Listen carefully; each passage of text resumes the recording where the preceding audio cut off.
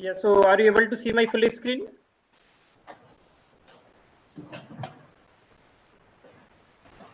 Hello?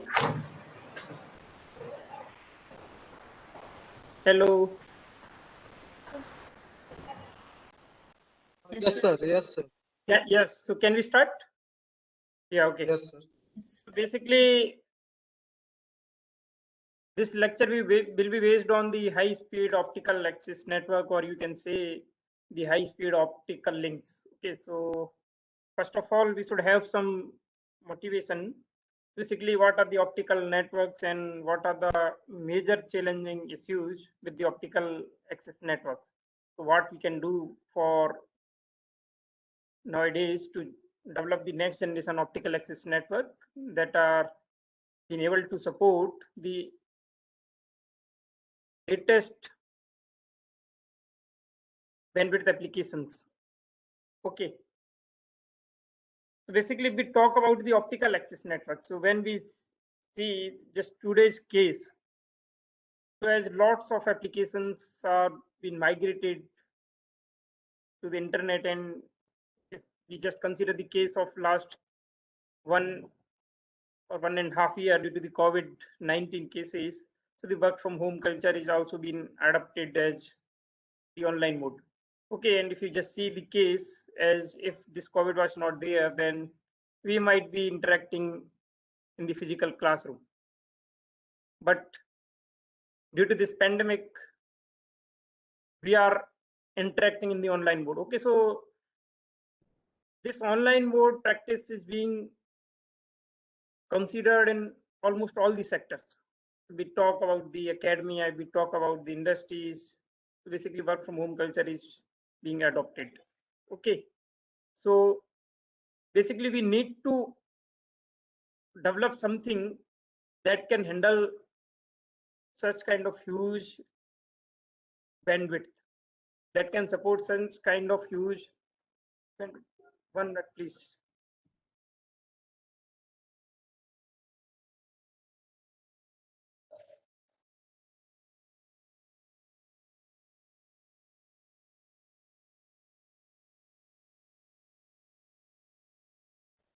Yeah. So when we talk about the optical communication, so as you have already attended some of the lectures, so you must be aware of it, that the fastest data that can be transmitted, that is possible only if we are transmitting the signal on the light. Note का भर रहा है Yes. Yeah. Hello. Hello. Okay, so we can transmit the fastest data on the light. Let me just give you some idea. Okay, so what we basically have in the optical access network. So this is the central office, and it is also called sometimes as the optical line terminal or OLT. Okay, so basically this is the service provider end from where the service provider transmits the data. Okay, and then we have some path, or you can say some channel that is capable of transmitting high speed data. Okay, so that is nothing but the optical fiber. Okay, and then basically at some middle path there is one remote node that is located at the remote side, so it is called as the remote node. Okay, so this remote node is nothing but basically it distributes the signal, or it provides this signal to the multiple optical distribution network or multiple optical networking units.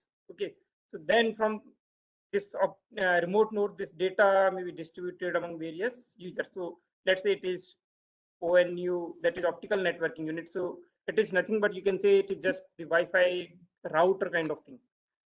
Okay, so it is ONU1, let's say ONU2, and we have the lots of ONUs, and it may be up to 32 or 64, whatever.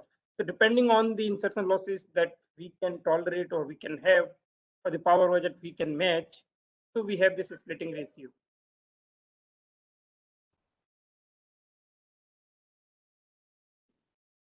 Okay, so basically, let's say we are transmitting some data that is, let's say, at wavelength lambda 1. Okay, so this lambda 1 is going here, and then from this remote node, it will be transmitted here, here, here, or here. Yeah.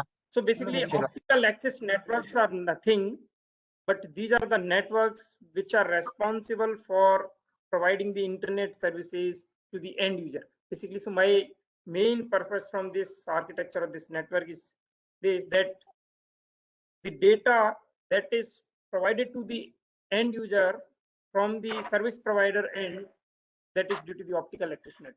Okay, nowadays we can transmit the data at the 10 Gbps or 20 Gbps or 40 Gbps and even higher. Okay, so now there are some challenges with this optical access network. So what are those challenges? So basically, when the lots of internet applications are increasing, the number of users are also increasing. Basically, the energy consumption, the bandwidth consumption, the operational expenditures are also increasing exponentially. Okay, so I'm not saying that we cannot tolerate about the operational expenditure or about the bandwidth, but basically, if we just think about the energy, then basically we are not having much resources of the energy. If suppose the energy demand is increasing day by day and it is increasing exponentially, then there may be a case that someday we will not be able to support, or we will not be able to fulfill the energy demand. Okay, so the energy consumption is one of the major challenge. So apart from the energy consumption, as the energy is being consumed, the carbon dioxide and other hazardous gases are also emitted. So basically, that is also distorting our environmental. So we need to do something. Okay. So basically, in this lecture, I'll just give you some of the idea about the introduction, or you can say the motivation about the flexible optical access network. So flexible means the network which is responsible, that basically reduces the energy consumption, that reduces the bandwidth consumption, that increases the reliability. So basically, reliability is also one of the most important factor. If you just see few days, 7 to 10 days back case, basically the Facebook, WhatsApp, Instagram, all the major social media platforms were down. Okay, and we all were checking the WhatsApp or Facebook continuously, and it was not operational. Okay, so can you just imagine what happens if the reliability is not there? Basically, if we just consider the case of WhatsApp or Facebook,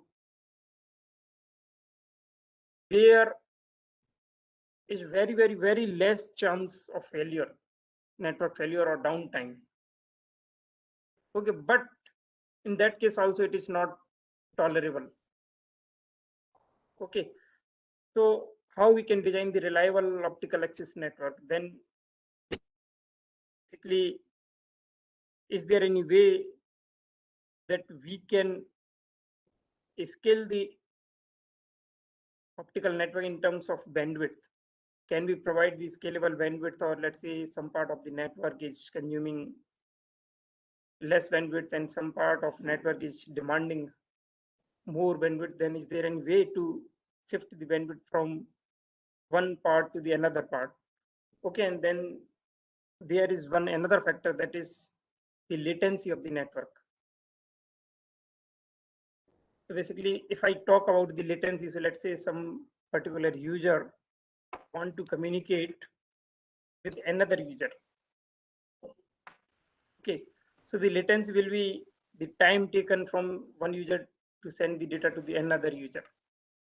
Okay, so suppose if I'm speaking something at particular moment, and if it is reaching to you or someone after a few seconds of delay, then also it is not tolerable.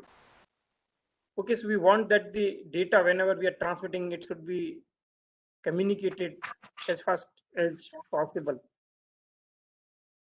Okay, so latency means for the generalized architecture, what happens?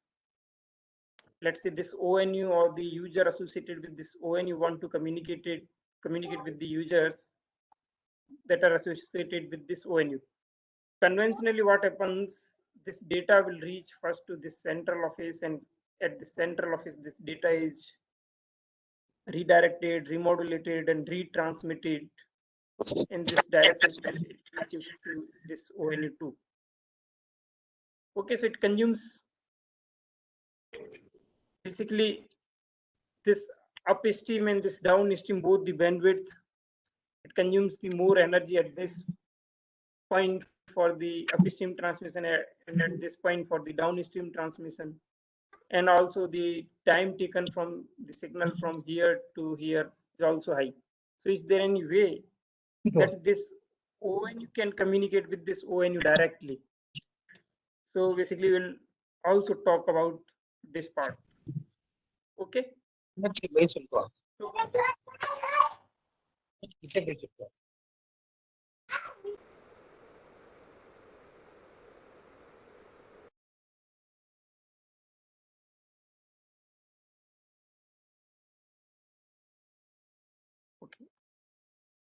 okay, so basically in this particular talk, I will be focusing basically at the OLT side and at the ONU side. Okay, so how we can use the OLT resources efficiently. So basically what we can achieve by utilizing the OLT resources efficiently, we can increase the reliability, we can reduce the energy consumption, or can increase the energy efficiency, and we can reduce the operational cost or expenditure, and we can basically save the bandwidth. Okay, I'll talk about these points in the later slides, and you'll be able to understand these 4 points. And basically then in the ONU side, I will be talking about the way how to communicate directly, or how one ONU can communicate with another ONU directly. So this will reduce the transmission latency, it will also reduce the bandwidth, it will also reduce the energy consumption, it will also reduce the operational expenditure, and so on. Okay, so I will be discussing on these 2 parts. Okay, so first of all, if we just see the case of why this energy consumption or this energy efficiency is much important. So we talk about the present scenario, then basically the energy resources we have, that is the hydrocarbon energy, nuclear or natural gases, fossil fuels, etc. And as you know, these energy resources are not renewable in the nature. Okay, so as the energy consumption demand or the energy demand is increasing day by day, as the number of applications are increasing, as the number of users are increasing. Basically, yes, please turn off the mic. May I request to turn off the mic?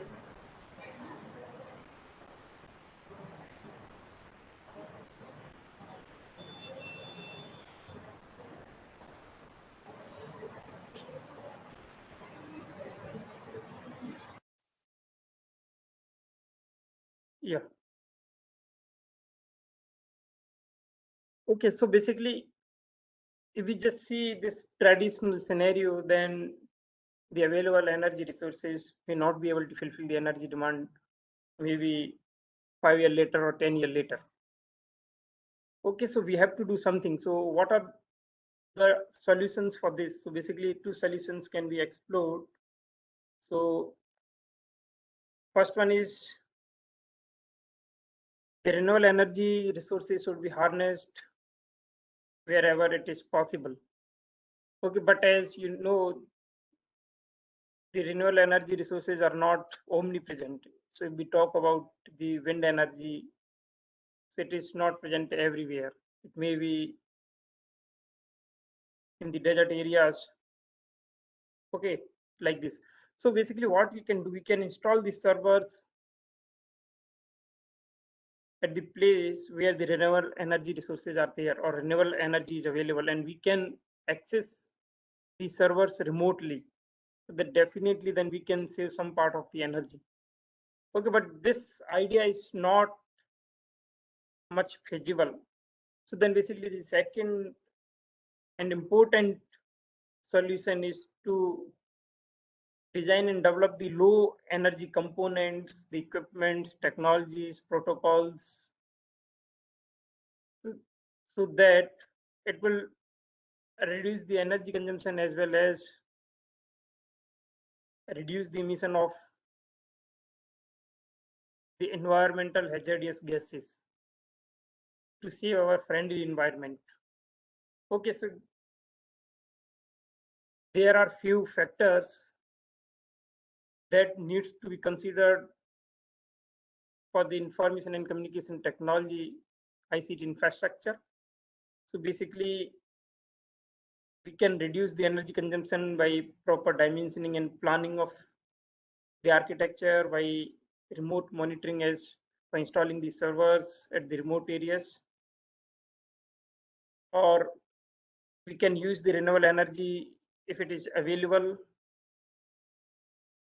by efficient network processing also. So basically, and we can reduce electrical to optical, optical to electrical conversion to reduce the energy consumption. Okay, and then there is one more area that we'll talk about, that is the efficient access network design. Okay, so for if we consider the case of whole ICT infrastructure, okay, then we need to have all these factors simultaneously. Okay, but this efficient access network design is having the major role to reduce the energy consumption. Okay, so which we'll talk. So now, if I just give you the idea of the access network, then basically that is the passive optical network. Okay, so why this is passive? We have the service provider, and that is the central office. We have the user and towards this side. So when we want to transmit the data from this point to the users, then basically in this mid path, we are using only the passive component. There is no active component. Okay, so that's why it is called as the passive optical network. So as its name suggests, passive optical networks does not require any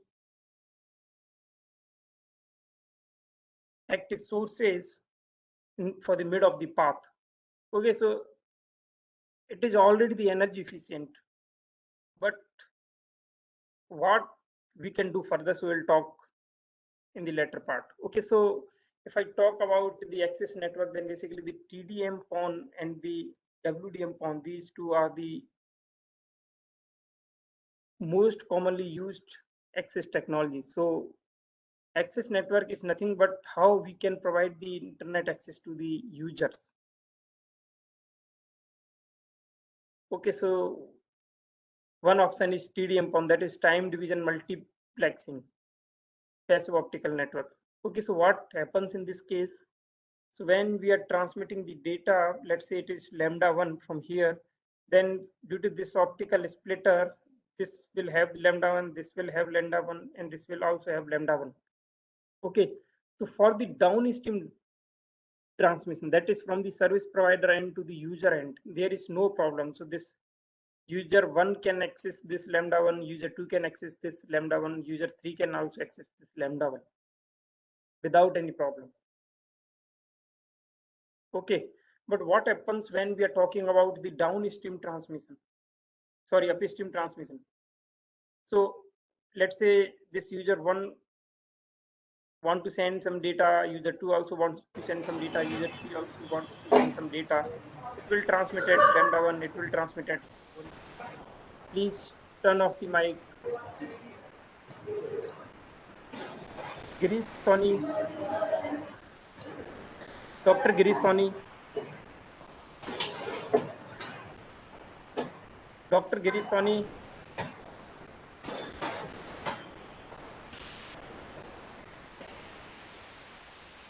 Yeah. Okay, so please turn off your mics. Otherwise, it is creating the disturbance to the others also and to me as well. Okay. So let's say user 1, 2, 3 or multiple users want to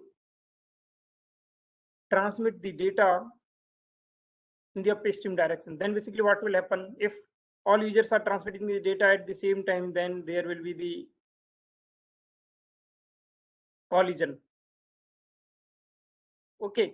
So to avoid this, basically there is one access, that is TDM, a time division multiple access. So basically at some particular time slot, this user 1 will send the data, at another time slot user 2 will send the data, at another time slot this user 3 will send the data, and so on. Okay. And what are the features or the advantage of this TDM-PON? So basically this time division multiplex passive optical network, this TDM-PON or multiplexing technology, in which only one wavelength can serve all the available users in the network. Okay, so as we are transmitting the data on lambda 1 and there are, let's say, 32 users. Okay, so this lambda 1 is divided or distributed into 32 parts from here. Okay, so without any problem, this lambda 1 can serve all these 32 users. Okay, so any wavelength source can serve all the available ONUs in the network. Okay, and basically we talk about this optical splitter, or it is also sometimes called as the combiner. So it is low cost. So the total overall cost of the network is also low. Okay, but there are certain challenges with this TDM-PON. The one major challenge is to achieve the power budget. So when we are transmitting the data from here, and if it is distributed into multiple ports or users, let's say it is 32. So basically the splitting loss is nothing but it is approximately 3.5 log of 2n. So ideally these losses are 3 log of 2n. So let's say if we want to transmit the data in two parts, let's say it is 1 cross 2. Okay, then 3 log of 2, 2. That is in dB. Okay, so this is 3 dB. So 3 dB means half. Okay, but apart from the splitting loss, there are also some other losses. So we defined it as the insertion loss, and we have just considered approximately 3.5 log of 2n. Okay, so suppose if there are 32 users, that is 2 to the power 5. Okay, so how much will be the loss? It is 3.5 into 5. Okay, so it is 17.5 dB approximately.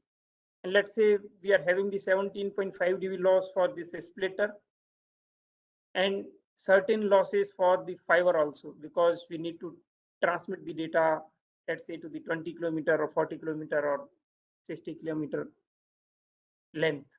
Okay, so basically the power budget matching is a big problem. So let's say for 32 users, there is no problem, but when we increase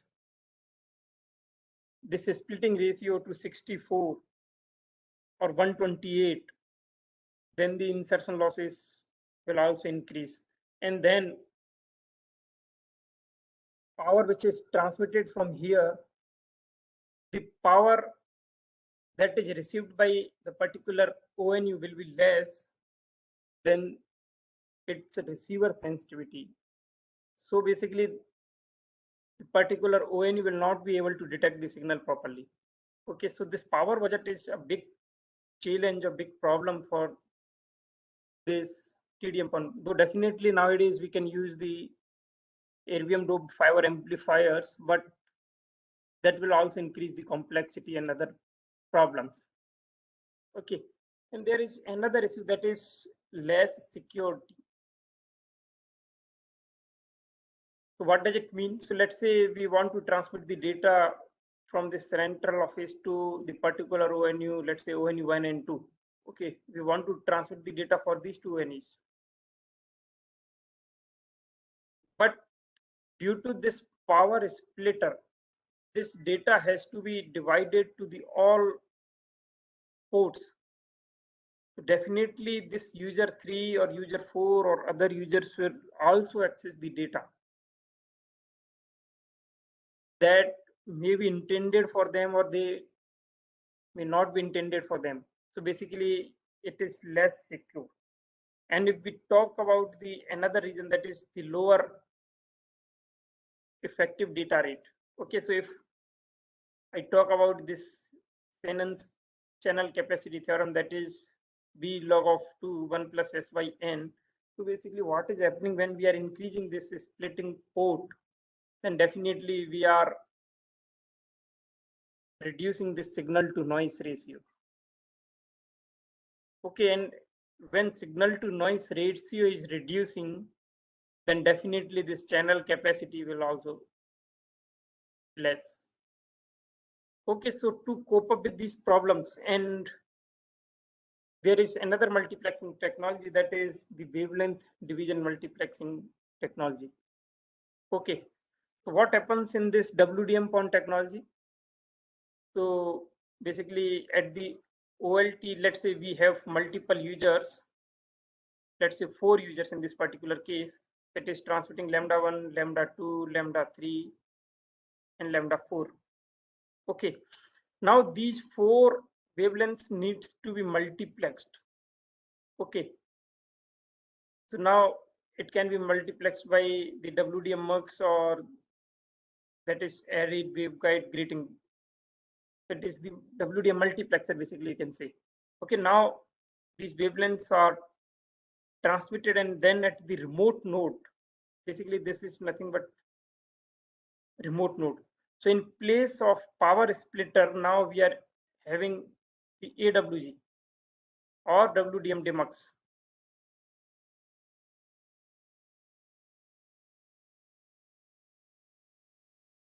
Okay, so let's say it is also having the 4 ports. Okay, so what this mux is doing, it is multiplexing all these 4 wavelength streams. So here lambda 1, lambda 2, lambda 3, and lambda 4 is coming. Okay, now what will happen at this port? So it is 4 cross 1, let's say, and it is 1 cross 4. Okay, so here lambda 1 will come, lambda 2 will come, lambda 3 will come, and here lambda 4 will come. Let's say it is ONU 1, ONU 2, it is ONU 3, and it is ONU 4. Okay, so if you just see this case, basically ONU 1 is receiving the dedicated wavelength, that is lambda 1. ONU 2 is receiving the dedicated wavelength, that is lambda 2. ONU 3 is receiving the dedicated wavelength, that is lambda 3, and so on. Okay, so what will happen if this transmitter 1 is failed due to some particular reason? Then basically this lambda 1 will not be there. So this ONU 1 will not receive any wavelength signal. Okay, so this WDM PON is very less reliable in terms of this signal transmission. Okay, so basically for this, the failure in the transmitter will create the problem for the users. While what is happening here, let's say if we are transmitting 2 datas, lambda 1 and lambda 2, 2 wavelengths from the OLT, then basically lambda 1 and lambda 2, both the wavelengths are reaching to user 1 or user 2 or user 3 or all the users. While for this particular case, lambda 1 is reaching to this ONU 1 only, or we can say this ONU 1 is receiving only wavelength, that is lambda 1. Okay, so if any of the wavelength is failed, then the signal transmission will not be there. Okay.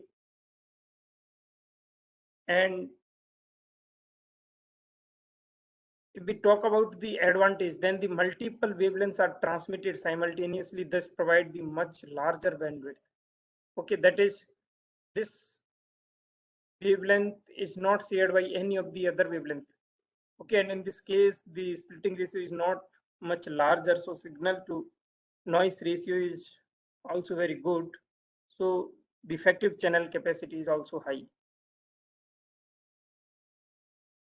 Okay, and as you know, the dedicated wavelength is transmitted for the dedicated user, so the security is also reasonable or very high as the dedicated wavelengths are transmitted. Okay, and as these AWGs are having very less insertion losses. So basically for the power splitter, the insertion losses are 3.5 log of 2n, where n is the ports of output port of the splitter.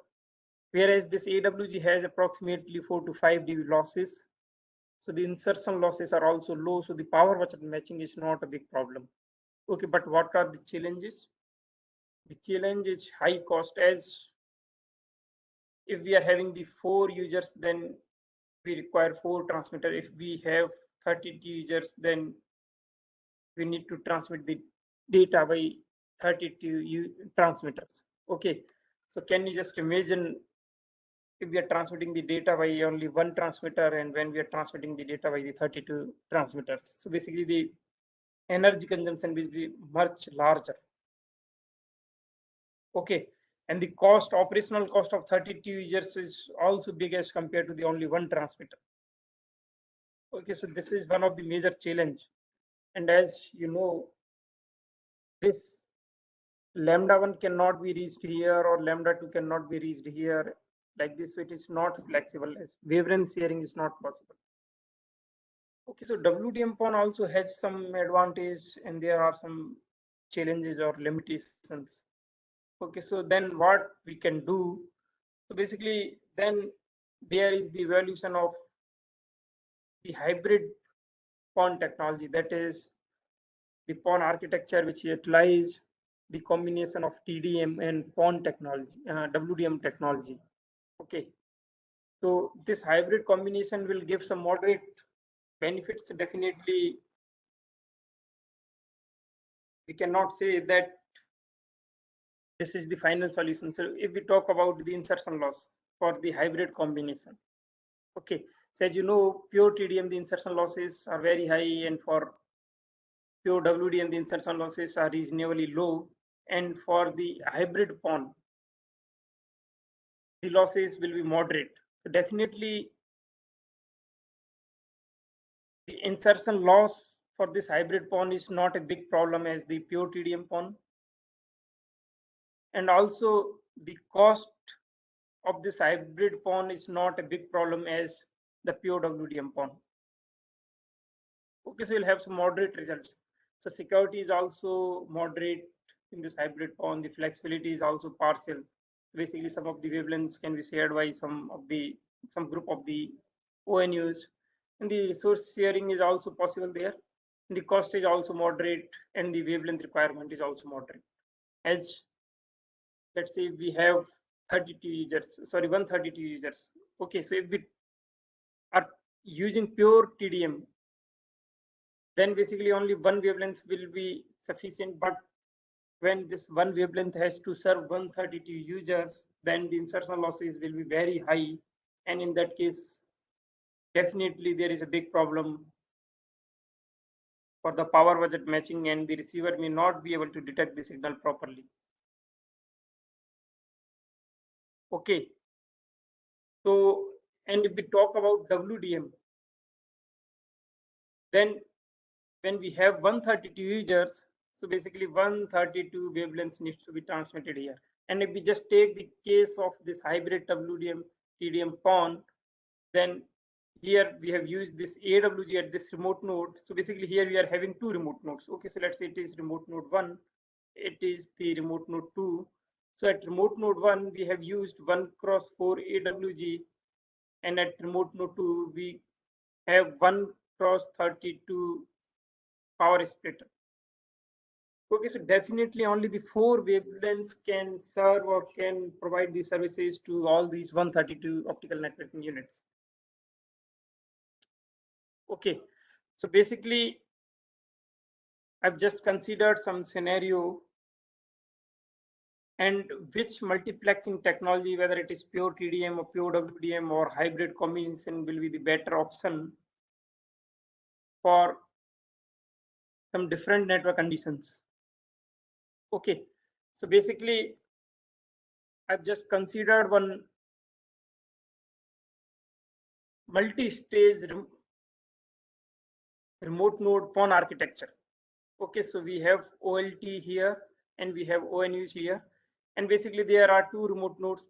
One is 1 cross M and another is having the order of 1 cross N. Okay, so we can use power splitter here, power splitter here. If both the places we are using the power splitter, it means it is the pure TDM PON technology. If we are using at both the remote nodes AWG, then it is the pure WDM PON technology. Okay, or we can what alternatively do, we can use power splitter AWG power splitter depending on the network conditions. Okay, so let's say there are 4 scenarios, 1 cross M and 1 cross N. So M is this and N is this. So 4 different values of M and N. So 8, 4, 16, 4, 16, 8, and 32, 8. Okay, and the total number of then supported ONUs will be the 1 cross MN, M into N. Okay, so that is 32, 64, 128, or 256 users we can have. Let's say we have 4 different scenarios.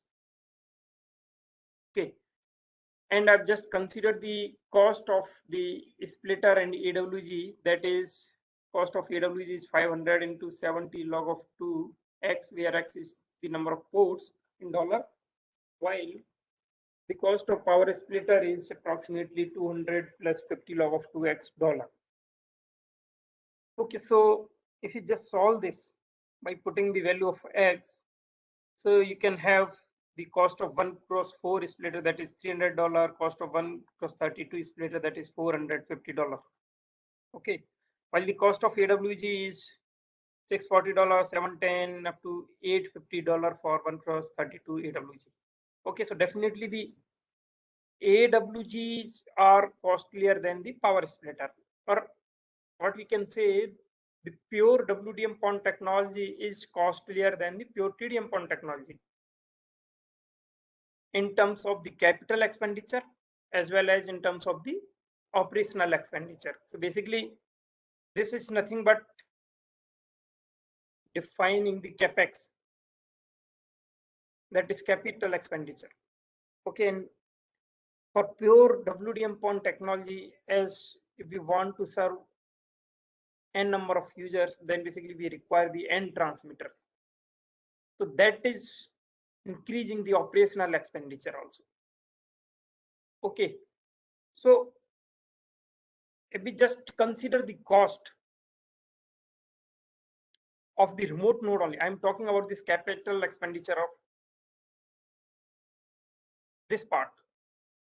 Okay, then for pure TDM PON technology, so at both the remote nodes, I'm implementing the power splitter, then the cost will be something that is approximately $600, $620 up to the $800 for the pure TDM PON technology. And if I'm implementing the WDM PON technology at both the remote nodes, then basically the cost will be much higher, and it will be approximately, you can say, the range of the $1,200 to the $1,400. Okay, so definitely the WDM PON technology is costlier. Okay, but when we talk about the insertion loss, so what will be the required power budget for different multiplexing technology for different fiber lengths? So here we have considered 3 fiber length, 20 kilometer, then 40 kilometer, and then 60 kilometer. Okay, so for, and this blue line represents basically this pure TDM technology. This indicates the pure WDM. This green one represents this WDM TDM, and this red one you can say TDM WDM PON technology. Okay, so from here you can say the power budget required for the pure WDM is much lesser than the pure TDM. For any case, if you are considering this M&N as 8.4 or 16.4 or 16.8 or 32.8, whatever, or if you are considering it for different fiber lengths. Okay, so if we say in terms of the power budget matching, then basically we'll try to implement the WDM PON technology, and if we think about the cost of the remote node, then we'll try to implement about the pure TDM PON technology. Okay, and if we just consider the required number of wavelengths for different multiplexing combinations. Okay, so let's say we have the different cases. So for TDM PON technology, as only one wavelength can provide the service to all the users. Okay, so for pure TDM, we require only one wavelength.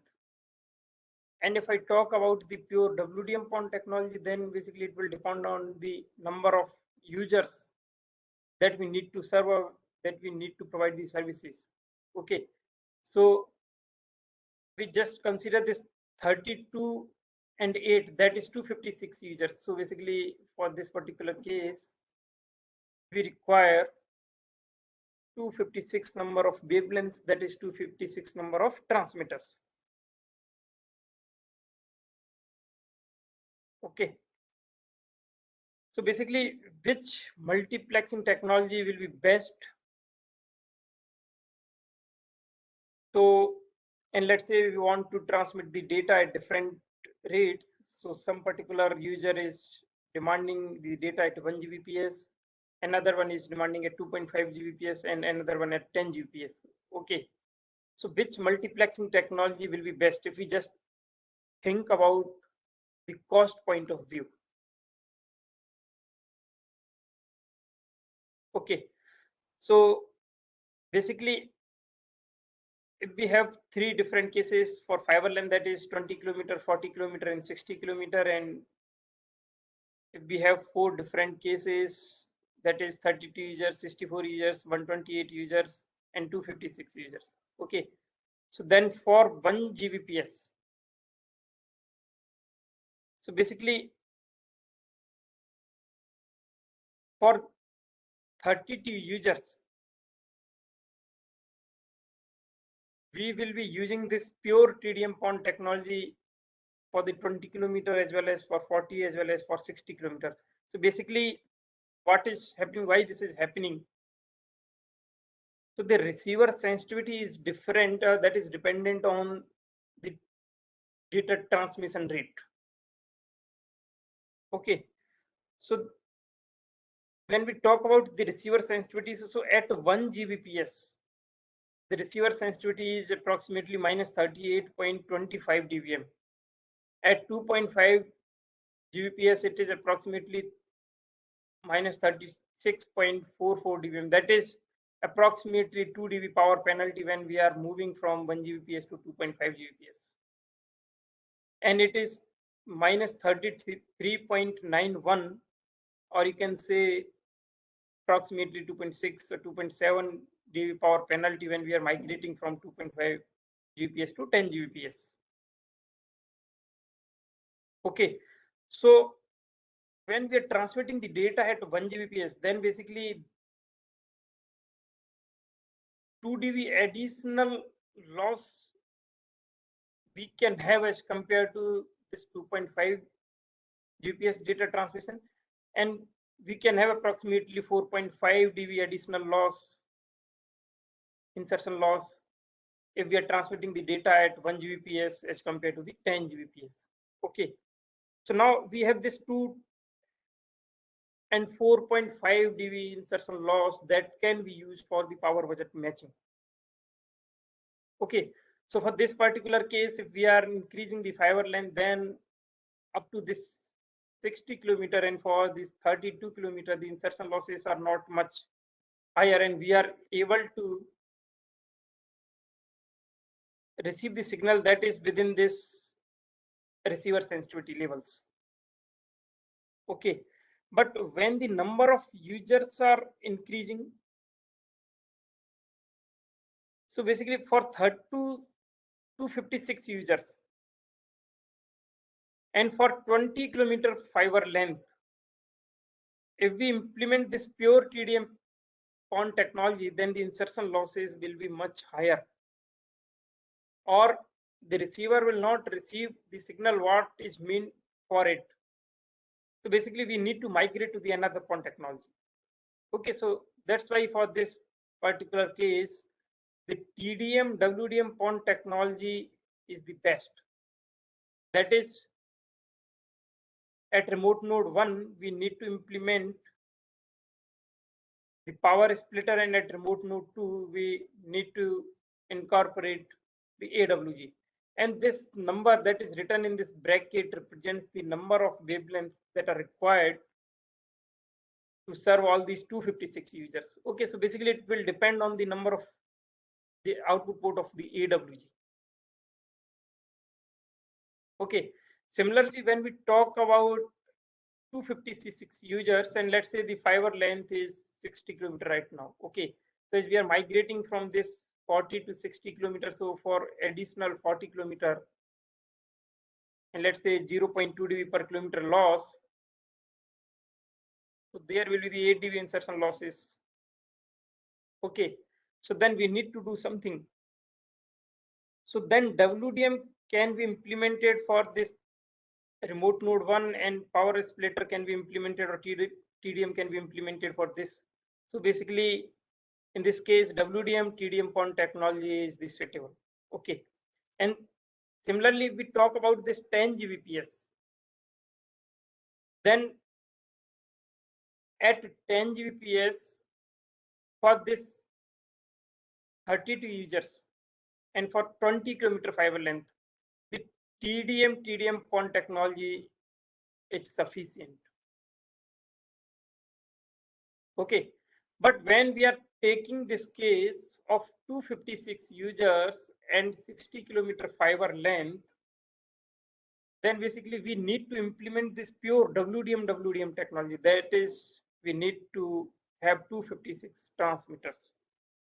Okay, so that's why I just want to give you one more thing, that is, when a particular user is demanding only 1 Gbps, or if that is utilizing very low data rates, then why to transmit at 10 Gbps?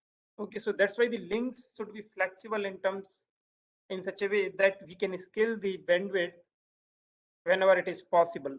Okay, so it will not only reduce the bandwidth, but also reduce the energy consumption, the operational expenditure. Okay, so now we'll try to see how we can utilize, or we can implement the architecture which is capable of transmitting the data at dual rate. That is, whenever it is required to transmit at the 1 Gbps, then we can transmit at 1 Gbps. And if it is required to transmit the data at 10 Gbps, then at 10 Gbps. Okay, so basically for this, I've implemented one architecture. So let's say conventionally what is happening. So it is the case of WDM TDM PON technology. Okay, so I've already given you the pure TDM, pure WDM, WDM TDM, TDM WDM PON technology. Okay, so for this WDM TDM PON technology, that is this architecture, in some part there are AWG, and in some part there are the power splitter. Okay, so here you can see this as the AWG, and it is the power splitter. Okay, so let's say we have one that is 8x1 AWG. Okay, and here it is 1 cross 8 AWG. That is, it is at remote node and it is at OLT, or you can say at the central office. Okay, and there are total 8 distribution network. That is 1, 2, and up to 8. It is nothing but I have just saying it as optical distribution network 1. Okay, and each optical distribution network is further having the associated users. So let's say it is having 32 users and it is also having 32 users. Okay, so overall the number of supported users by this architecture will be the 32 into 8. Okay, so now let's say what is happening. So for this 8 cross 1 AWG, we need to transmit 8 wavelengths, that is from lambda 1 to lambda 8. Okay, so now all these 8 wavelengths are multiplexed at this OLT only and then transmitted to this fiber. This is the channel. And at remote node AWG, as it is the order of 1 cross 8, so there is one property of the arrayed waveguide grating, that is AWG, that is cyclic property. So basically what this AWG is doing, it is demultiplexing. And in what way? So lambda 1 is coming to port 1, lambda 2 is coming to port 2, and lambda 8 is coming to port 8. Okay, so now this lambda 1 is available for this ODN 1, that is for these whole 32 users. Similarly, this lambda 8 is available for ODN 8, that is again 32 users. Okay, so now in this case, and let's say each transmitter is modulated at 10 Gbps. So basically all these users are receiving only 10 Gbps data. So wavelength scaling is not possible in this particular case. This is the conventional architecture. Okay, and what if this lambda 1 fails?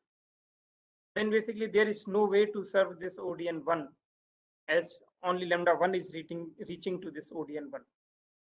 Okay, so this is one of the architecture which I proposed. So basically in this, what I did,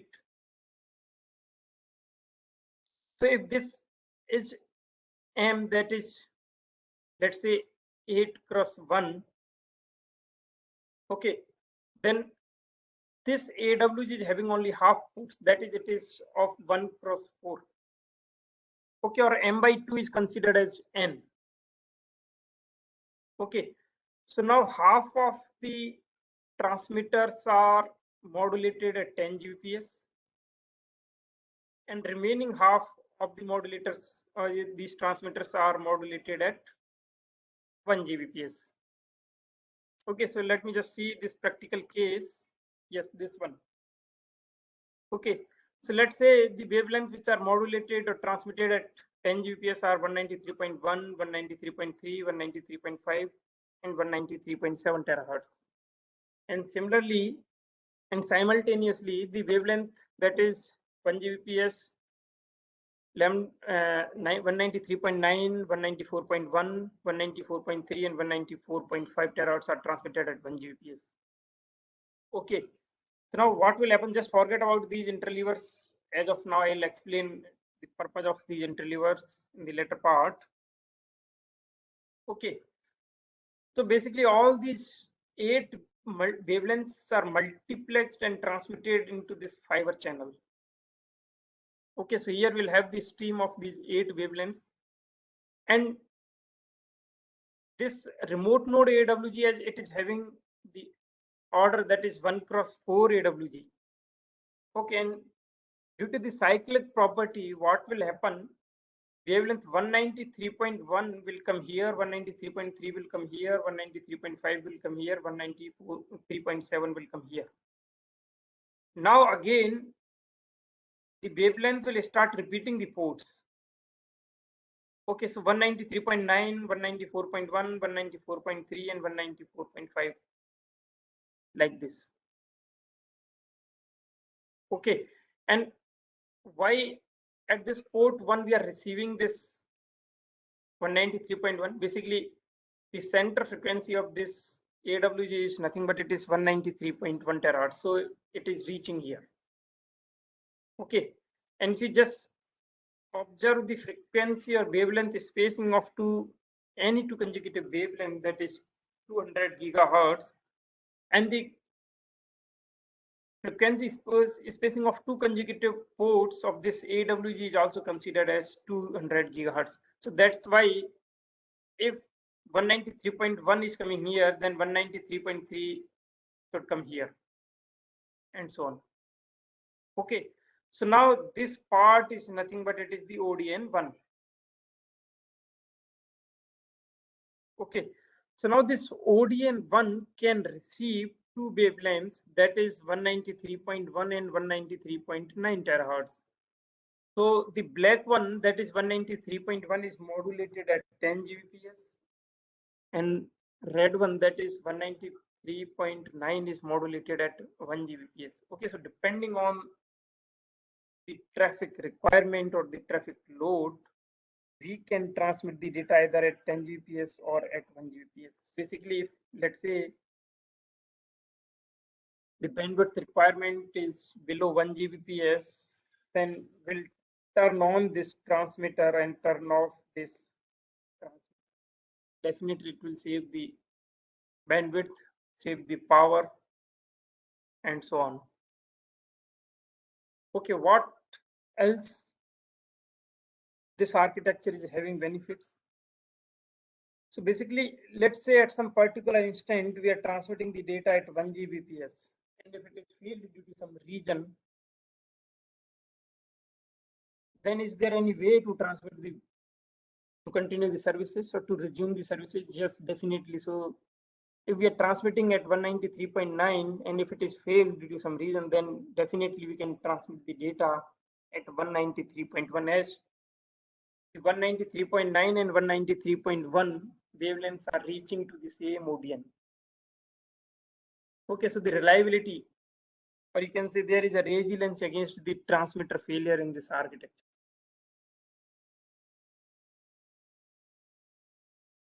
Okay, and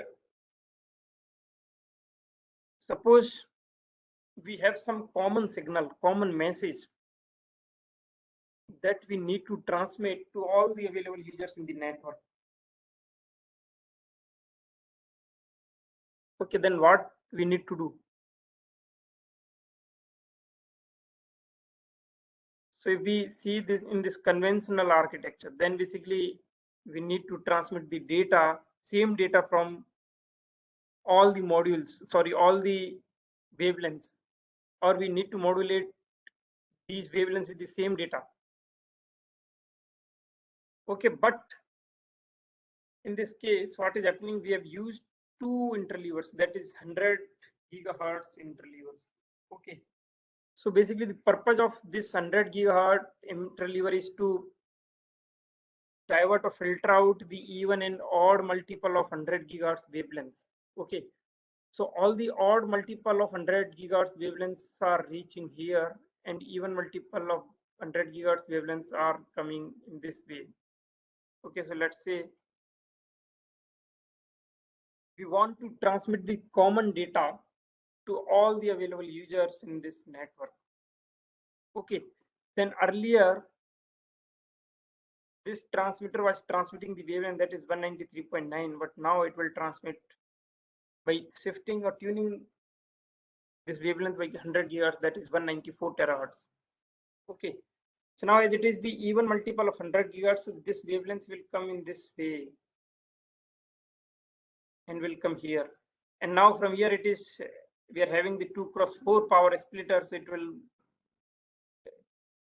reach to all the ports, and from here then other 100 gigahertz architects interleavers, or we can say the combiners, are there. So it will then combine and transmit the wavelength to here. Okay, so now this 194 wavelength is reachable to all the users available in the network. So broadcasting is also possible, and it can be done at either 1 Gbps or at 10 Gbps or at both. Okay, so this is the broadcasting at 1 Gbps and it is the broadcasting at 10 Gbps. Okay, and suppose, and what is the total capacity of this architecture for a particular ODN? So let's say at some particular time instant, the traffic demand is increasing. So this network can provide the data services up to 11 Gbps to a particular ODN. Okay, so for this ODN, one 10 Gbps and one Gbps wavelength is coming. Okay, or can we scale it down with some other values? So let us just see. So basically, we are having this as the central office AWG located at OLT. Okay, and this is the remote node AWG. So now basically what we are doing, if the frequency spacing is increased to 400 gigahertz in place of 200 gigahertz, and the center frequency remains same, that is 193.1 terahertz, then what will happen? So now two consecutive wavelengths, that is 193.1, 193.3, 193.5, 193.7, 91, 194.35 will come in this way. Okay, so now ODN1 can serve up to 20 Gbps as black wavelengths are modulated at 10 Gbps. Okay, so here 20, here 20, it is 2 Gbps.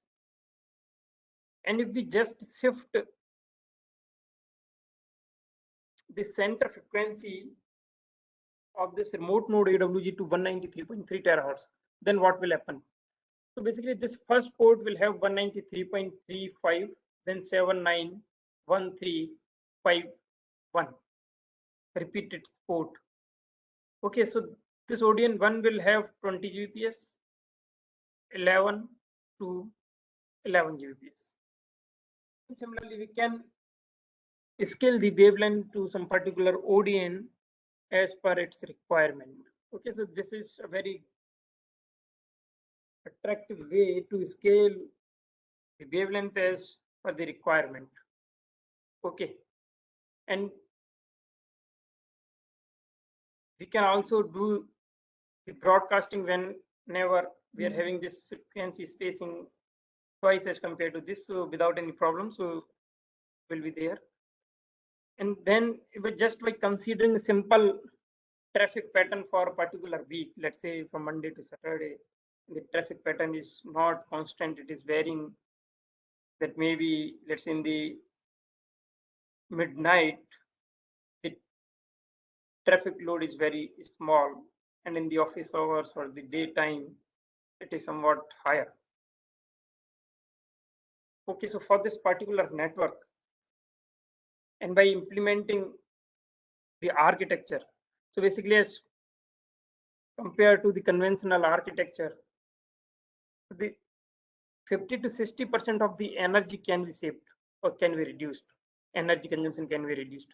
So this will not reduce the energy, but saving the bandwidth, reducing the operational cost, saving the environment, and so on. So have lots of benefits. Okay, then this same apply to the bandwidths. I'm not and operational expenditures. I'm not going detail. So then there basically the architecture is flexible, but is there any way to deploy the network as we grow? Basically, conventionally what happens at the initial phase of network planning, we need to deploy the huge capital expenditure, and that is not possible for most of the service providers. So basically what the most of the service providers want, and they should plan and then scale their architecture, their infrastructure in such a way that as they grow, they pay, they grow, they pay, and so on. Okay, so there is this pay as you grow hybrid WDM TDM PON architecture. So basically what is happening in this case? I prepared this, proposed this architecture. So basically in this case, what is happening, it is also having the benefits, major benefits of the earlier architecture, which we discussed recently.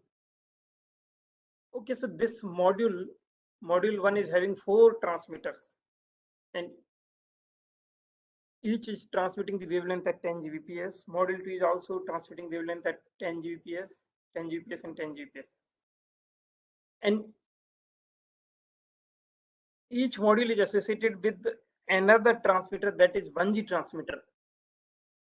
Okay, so there is one 1G transmitter, another 1G transmitter, 1G transmitter, and 1G transmitter. Okay, so basically these wavelengths are used for transmission for larger data rate, that is 10 Gbps, and this is normally required for the broadcasting or at transmitting the data at 1 Gbps. Okay, so now how this architecture is allowing us to pay-as-you grow. Basically, let's say the case of the downstream transmission. So normally what is happening? So transmitter 1 of this module 1, that is TRX11, is transmitting the wavelength, that is lambda 11. Similarly, lambda 12, lambda 13, and lambda 14. So these 4 wavelengths are multiplexed by this multiplexer or AWG and then transmitted to this path. So basically these 4 wavelengths are coming here. Similarly, from this module 2, lambda 21, lambda 22, lambda 23, and lambda 24. So these 4 wavelengths are coming here, and so on. Okay, so now these wavelengths are coming here and then reaching to this optical switch. Okay, so this switch can be operated in the cross state or in the bar state. So whenever these phase shift of this switch is 180 degree, then it is in the cross state, and if this phase shift is 0, then it is in the bar state. Okay, so what does it mean? So when the phase shift is 180, then there is a connection that is from this point to this point. Okay, so whenever the wavelengths are coming here, so these wavelengths will be diverted to this path. Okay, so these 4 wavelengths are coming here. Now what this AWG will do, so now forget about these modules, module 2, 3, and 4. The transmitters are off for module 2, 3, and 4. Okay, so lambda 11, 12, 13, 14 that are transmitted by module 1. So lambda 11 is coming here, lambda 12 is coming here, lambda 13 is coming here, and lambda 14 is coming here. That is due to the cyclic property of the AWG. Okay, now initially, let's say this optical distribution network is very less deployed or having very low load. This is also having low load. Okay, and only 10 Gbps is sufficient. Then basically, just by installing this module 1, we can serve all these four optical distribution network. And as the network grows, the traffic demand grows, then basically we can install the another module, that is module 2. So now this module 2 is transmitting lambda 21, 22, 23, and 24. Okay. So now due to this phase shift of 180 degree, or due to this optical phase, these wavelengths will come to this port 2 of this AWG.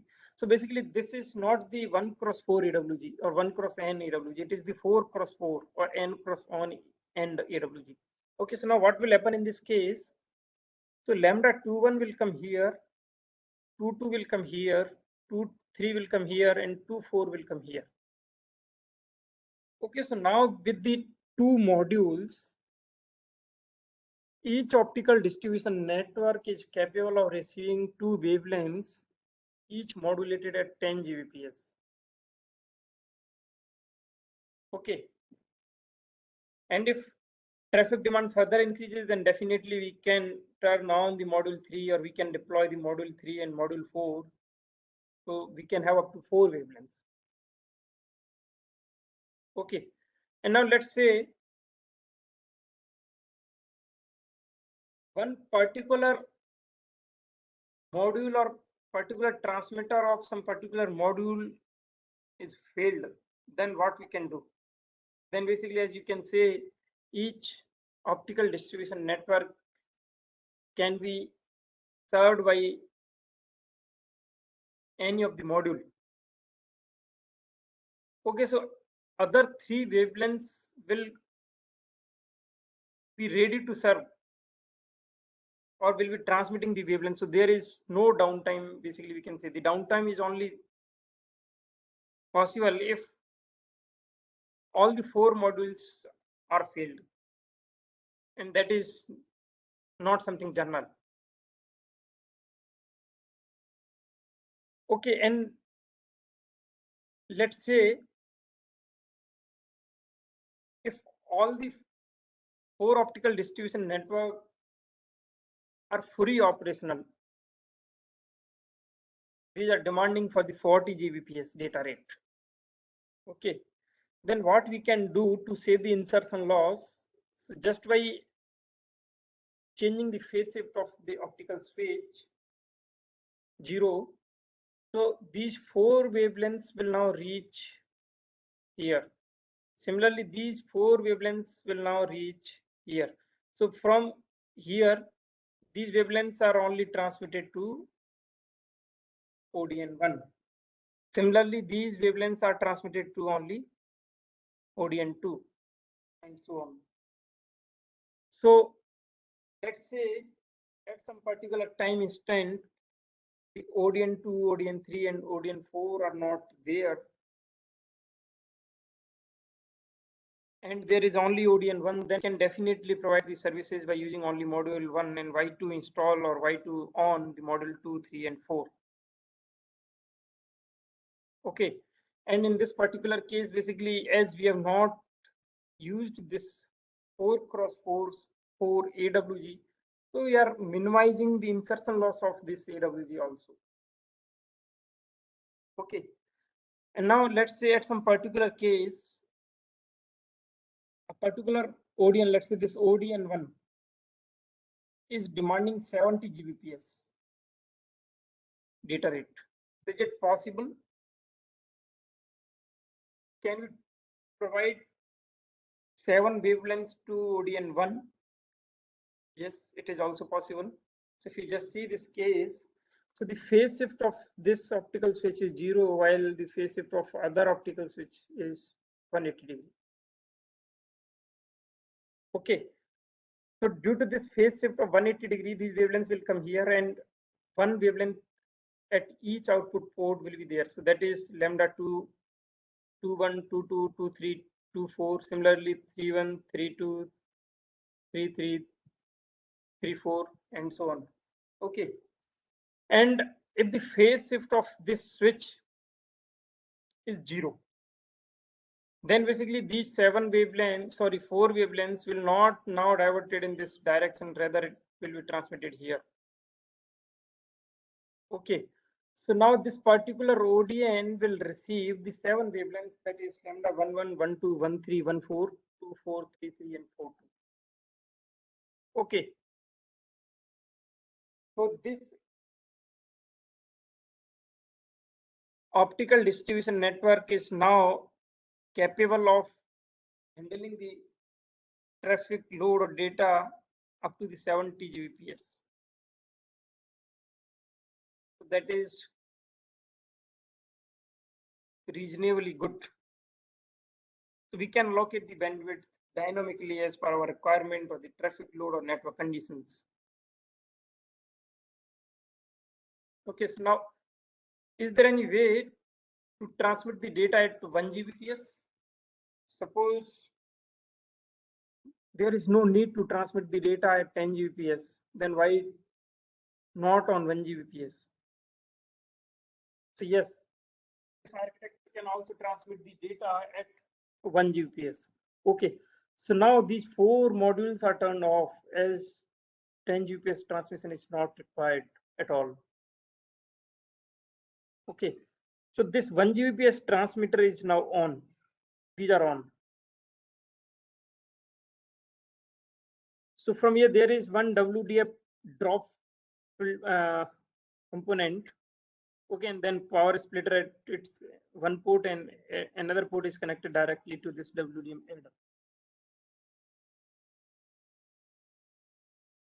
So now, whenever this transmitted wavelength and WDF drop filter wavelength is same, then basically the wavelength is coming here.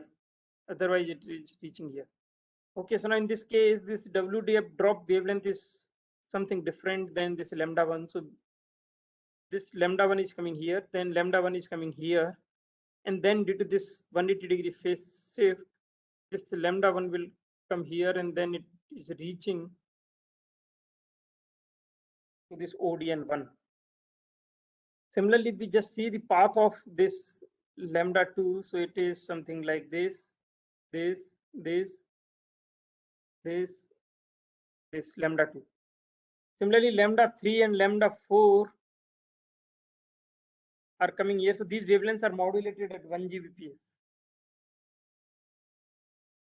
Okay. And now let's say there is one common signal that needs to be transmitted to all the optical distribution networks or all the optical networking units in the networks. So is it possible? Yes. So this transmitter is transmitting lambda 1 wavelength, and now the WDF drop wavelength is also lambda 1. So basically this lambda 1 will come here. Now it is split in 4 parts by 1 cross 4 splitters. So lambda 1, lambda 1, lambda 1, lambda 1. So now lambda 1 is coming here. Lambda 1 is also coming here. Lambda 1 is also coming here. Lambda 1 is also coming here. Okay. So now lambda 1 is reaching here, here, here, here, or directly you can say the wavelength which is transmitted from here is now reaching or reachable to all the optical network units that are available in the network. Okay, so broadcasting is also possible. Okay, and for this particular case, again by considering the representative traffic pattern for different optical distribution networks, the energy consumption is also reduced approximately 40%. Definitely this energy consumption reduction will depend on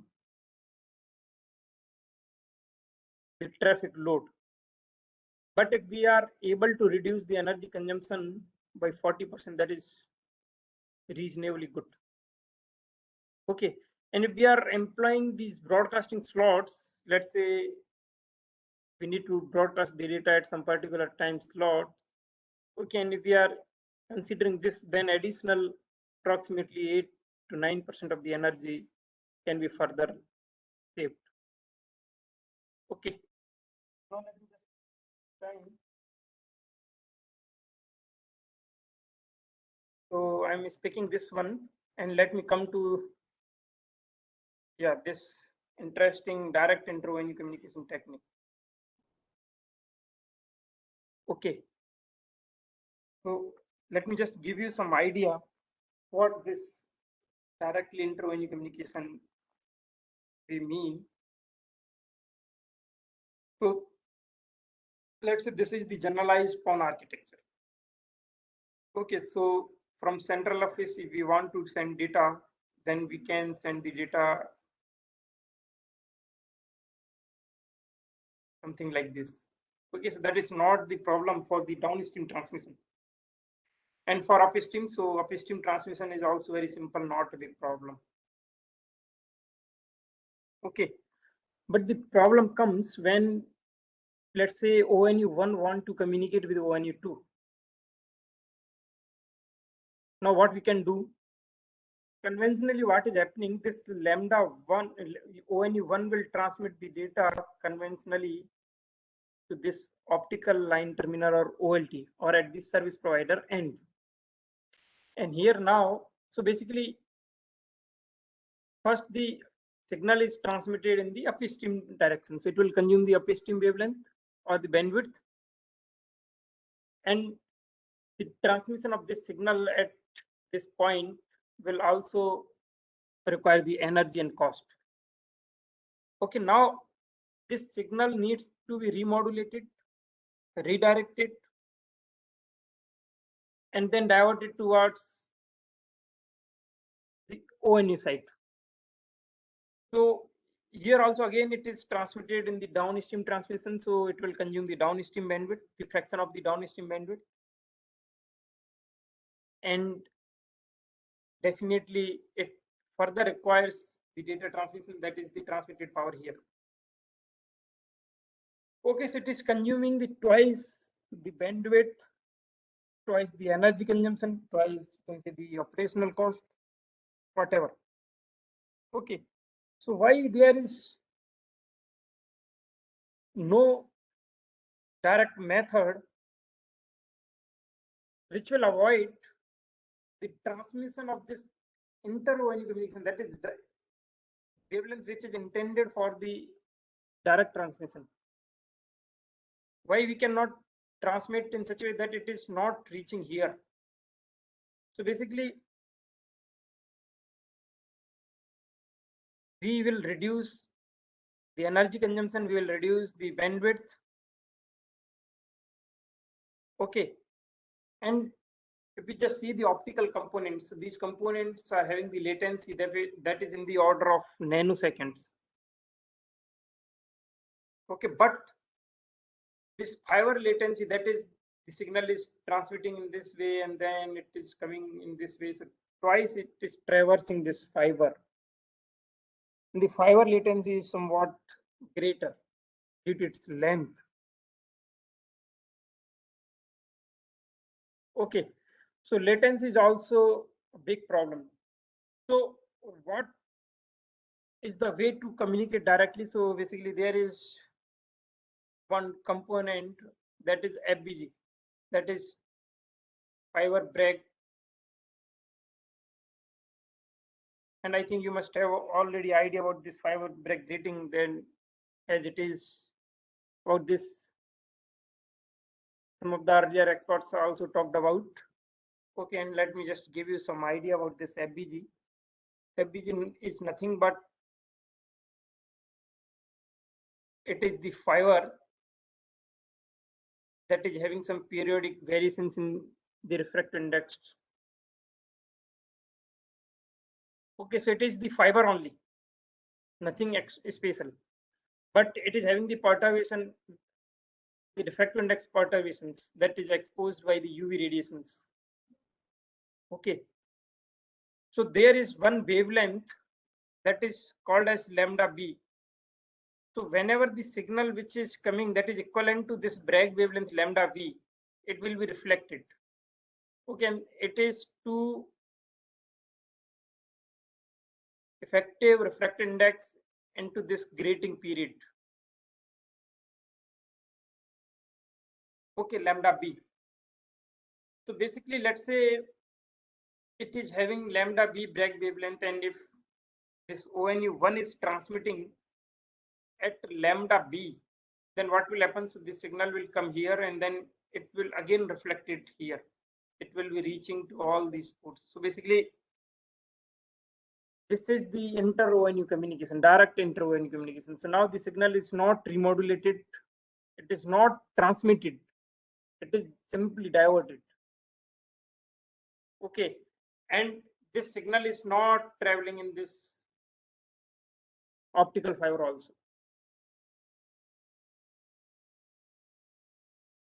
But there are certain issues in this direct inter-ONU communication also. So what are those issues? So let's say if I'm just considering this as OLT, then let's say fiber, then FBG, and then 1 cross, let's say 8 power splitter. Okay, so first the signal is now coming here, so it will pass this 1 cross 8 power splitter one time and then reflected, and then it will again pass. So there will be twice insertion loss at this 1x8 power splitter.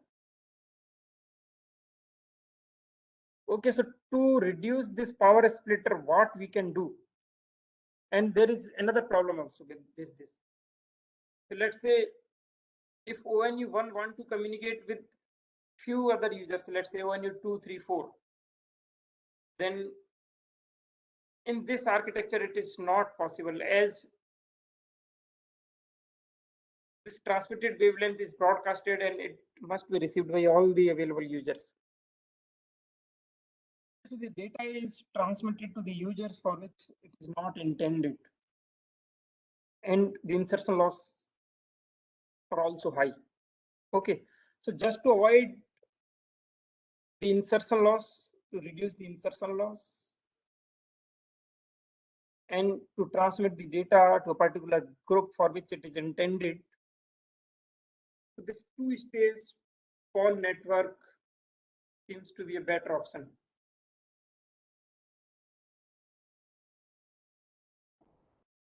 Okay, so basically what will happen in this case, let me just, so there are now two remote nodes. So it is one remote node 1 and it is the remote node 2. Okay, so we have connected the FBG just before this remote node also and just before this remote node also. Okay, so let me just explain its working.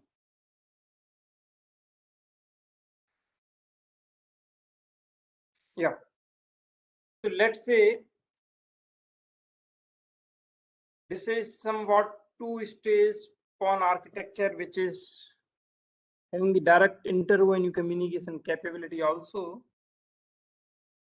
So for the downstream transmission, the OLT optical line terminal is transmitting the data, which is lambda 1, 2, 3, 4. Okay, and let's say this FBG is having the Bragg wavelength that is lambda 9, and these FBGs are having the Bragg wavelength that is lambda 5. Okay, so if it is transmitting 4 wavelengths, that is lambda 1, 2, 3, 4, so it will come here, and then from this power splitter it will be splitted to all 4 ports. Okay, as it is having wavelength of lambda 9, so it will not reflect it, whether it is just passed or transmitted. So here, whatever the, if this transmitted wavelength, if this coming wavelength is equivalent to this lambda v, then it is reflected, otherwise it is transmitted. Okay, so here at this port lambda 1, 2, 3, 4, at this port lambda 1, 2, 3, 4, lambda 1, 2, 3, 4, and so on.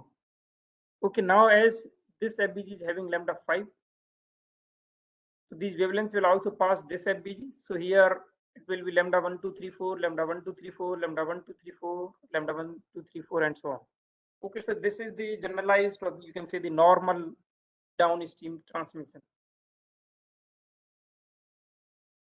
Okay, now what about the upstream transmission and inter-ONU communication? Okay, so let's say this ONU1 want to send some data to this central office. It will transmit at lambda 10. So this wavelength will come here. As it is lambda 5, so it will transmit here, come here, and it is lambda 9, so lambda 10 will come here. So it is reaching at this OLT. Okay, now it is also transmitting some data that is at lambda 5, and this FBG is having the wavelength that is lambda 5, Bragg wavelength lambda 5. So now this lambda 5 will be reflected from here. So again, now it is distributed to this lambda 1, 2, 3, 4. So basically, sorry, ONU 1, 2, 3, 4. So ONU 1, 2, ONU 4 are receiving this lambda 5, this wavelength. So this lambda 5 is not accessible by this another group. you can say from ONU 5 to ONU 8, for ONU 9 to ONU 12, or for ONU 13 to ONU 16, it is not accessible. Similarly, if this particular ONU is transmitting the wavelength at lambda 5, then it will come here, it will come here, then so it will be accessed by these four ONUs only. Okay, and at the same time, if this particular ONU or any one ONU is having the data that is intended for all the optical networking units that are associated in this network, then it will transmit the data at lambda 9. So lambda 9 will go here, it will come, and that is it is lambda 5, so it will come here, and then lambda 9, and then again it is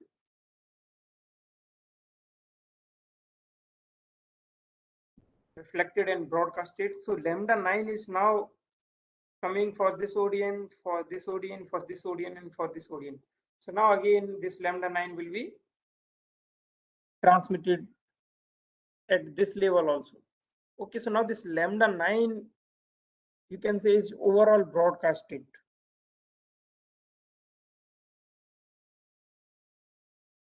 Okay, or it is called as the inter-ODN communication.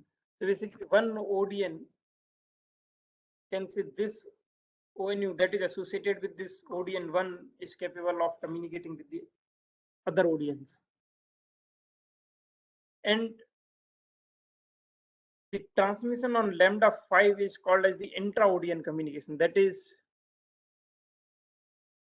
this lambda 5 is only communicated within the ODN, that is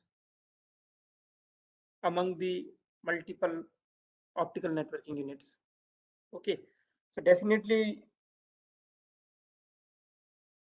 by utilizing this two remote node architecture for direct inter-ONU communication, whenever it is required, let's say this ONU want to communicate only for this group, then it will transmit the data at lambda 5. So just by implementing this path or this technology, additional losses that is for this direction and again for this direction for this splitter can be saved. And alternately, we can say the lower power needs to be transmitted from the transmitter, but definitely we can say it will reduce the energy consumption. Okay, so I'm just skipping this one. Yeah, and if we say this as 1 cross 4, okay, so 1 cross 4 means 7 dB, 3.5 log of 2, and that is 4, 2 to the power 2, so that is 7 dB. So for each direction we are reducing, we are saving the 7 dB of loss. Okay, so 7 that is 14. If you just see, so input power required this level, so there is a huge difference of 14 dBm. Okay, so it will give us the power saving capability by utilizing the direct inter-ONU communication, and that is with the two-stage remote node ONU architecture. Okay, now is it possible to transmit the data? So basically in this particular case, it is in the form of pure TDM PON. And as you know, nowadays the WDM PONs are becoming very fancy. So this WDM, direct inter-ONU communication, should also be supported by the WDM PON networks. Okay, so let us just see the case for the WDM transmission also. So let's say we have 8 cross 1 AWG or MUX here, and let's say we have only 8 ONUs. Okay, just to be precise, I've considered 8 ONUs, so that's why we require to transmit the 8 wavelengths from the central office. So 8 wavelengths 193.1 terahertz to 193.8 terahertz are transmitted for the downstream direction. So now these wavelengths are coming here, and then at remote node there is additional or another 1 cross 8 AWG that is used for demultiplexing. Okay, so here 193.1, 193.2, and so on, 193.8. And here now I've used this 50 gigahertz interleaver. So the role of this 50 gigahertz interleaver is to filter out the even and odd multiple of 50 gigahertz wavelength, as we have already discussed the case for the 100 gigahertz interleaver, right?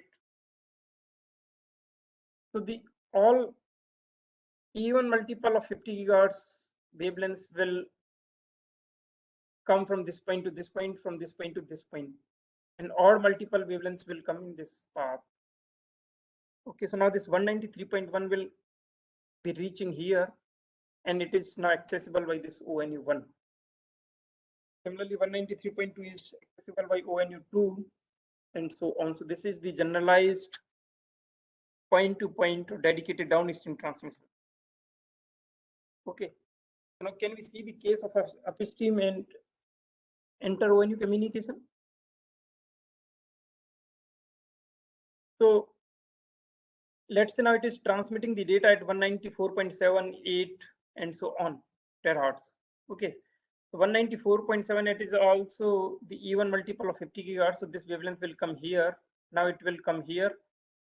Due to this circulator, it will be reaching at this port 3, and then it is now detected by the TRX1, that is transceiver 1 at the central office.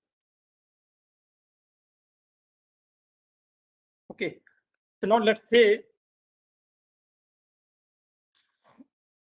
this ONU8 wanted to communicate, want to transmit the inter-ONU data. So is it possible in this architecture? Yeah, definitely it is possible. So now it is shifting its transmitted wavelength by 50 gigahertz. That is, now it is transmitting at 195.45 terahertz. So due to this odd multiple of 50 gigahertz, this wavelength will come here. And now due to this 8 cross 8 power splitter, it will be splitted into the 8 ports, and each port is connected to each ONU. Now this wavelength is also accessible by the other ONU. Okay, so this is the direct inter-ONU communication for the WDM form. Okay, so there is another advancement in this architecture. So is there any way to broadcast the data from the central office that is in the downstream direction? Yeah. So for this, another WDM overlay transceiver is incorporated. So basically, now at this level, DWDM is there, and at this level, it is the CWDM. Okay. So now due to this CWDM, this wavelength is also multiplexed. So now it is coming here, and this CWDM filter will divert this particular broadcasted wavelength. Lambda dB, that is downstream broadcasted wavelength. It is now coming here. It is reaching here. And now there is 9 cross 9 star coupler. Okay, so it is splitting this wavelength to 9 ports. So 8 ports are connected to the 8 ONUs. Okay. So in the downstream direction, this architecture is supporting the dedicated transmission, that is the WDM PON. This architecture is also supporting the broadcasting, that is the TDM PON, or we can say overall this is the hybrid WDM TDM PON architecture. Okay, so now I think with this I can just stop here. Okay, so now I'm open to the questions or queries. So yes, please. So questions, please.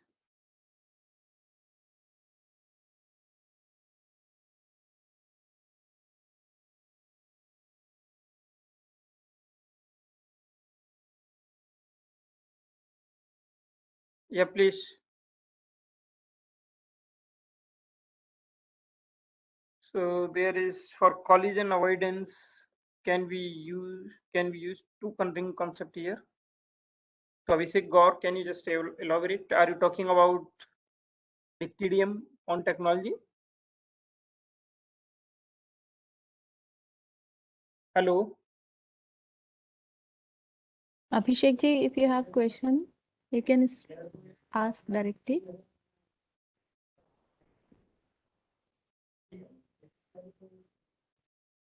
I think he is not there. Abhishek Gaur.